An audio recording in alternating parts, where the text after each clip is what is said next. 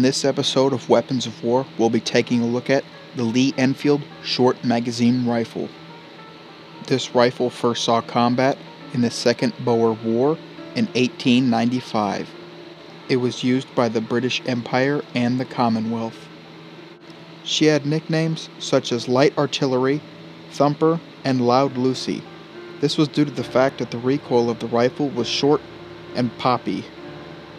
She fires the .303 British caliber cartridge, is bolt action, and has an effective range up to 550 yards. There were two main versions of the Lee-Enfield. The MLE, which is the first model, it was first saw combat in 1895 and was retired in 1926.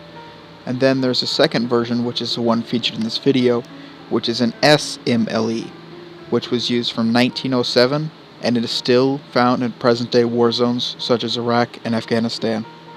The MLE also featured a magazine cutoff, to where the SMLE does not. This rifle was designed by James Paris Lee and the Royal Small Arms Factory.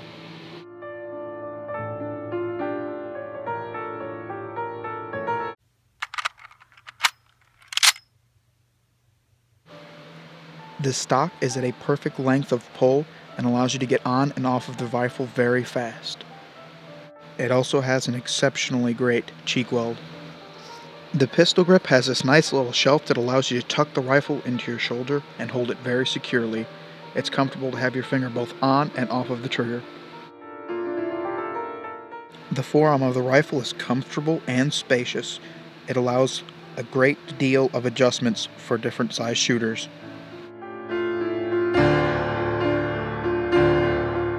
The action is a manual bolt action. It has two safety locking lugs located in the rear of the bolt, as shown in this diagram. It has a 10-round detachable box magazine. However, soldiers were not allowed to just simply detach magazines and add a new one. They had to load it through the top with two 5-round chargers. The recoil is about medium for a standard battle rifle cartridge. It's more like a quick, sharp pop than it is anything.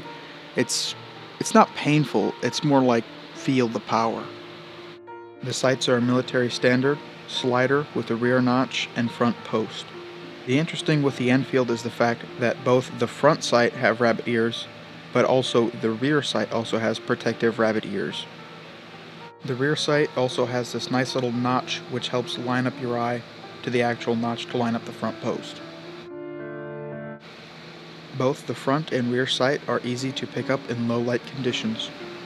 To load this rifle, pull back the bolt, insert the charger into the guide cutout on the receiver, pull up the first round, pull up the tip of the round, and push it down with your thumb.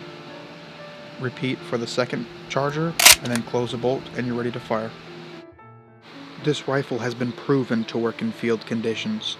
I mean, it's still in use from World War I all the way up until modern conflicts such as Iraq, Afghanistan. They're still finding these things. But anyway, the only one downfall to them is the magazine can sometimes bend and get a little misshapen after a while, but it's really a simple fix. Just push the button underneath the trigger, pull out your magazine, put a new one in, bam, you're done. The recoil and controllability of this rifle is about a medium.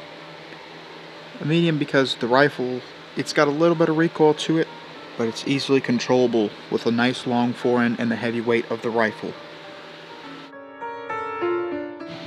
Thank you for watching. Please stay tuned for part 2 and subscribe so you can see part 2, which will include more about the firearm and shooting.